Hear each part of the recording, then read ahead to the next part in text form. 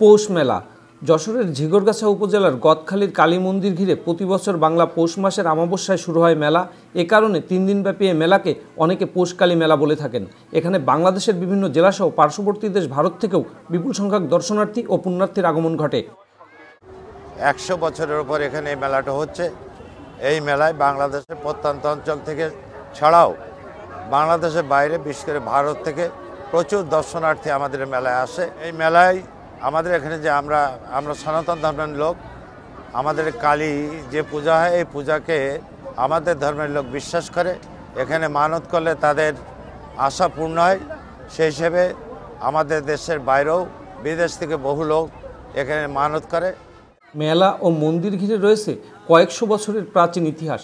এলাকার প্রবীণ ব্যক্তিদের কাছে জানা যায় 1662 খ্রিস্টাব্দে মন্দিরটি স্থাপিত।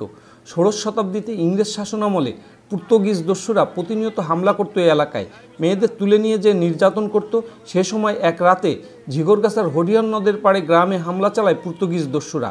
গ্রামের কমলেশের বাড়ি থেকে তার কন্যা মাদল শাহকে তুলে নেওয়ার সময় তার রূপে মুগ্ধ হয় পর্তুগিজ দস্যু রডারিক। সে সঙ্গী দস্যুদের নিবৃত্ত করে গ্রাম থেকে চলে যেতে বলে। পরে সে মাদল শাহকে বিয়ে করে ওই গ্রামে থেকে যায়।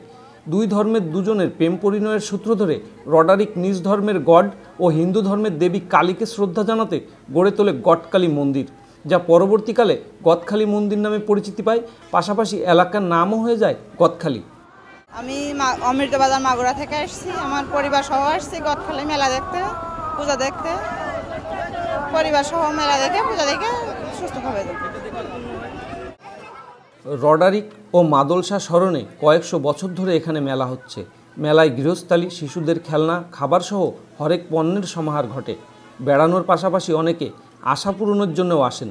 মন্দিরের একপাশে স্থাপিত পোলে মানতের ইট বাঁধেন। ঘুরে ফিরে দিন শেষে আশা পূরণের বিশ্বাস ও মেলায় বেড়ানোর বর্ণিল আনন্দ নিয়ে তারা বাড়ি ফেরেন।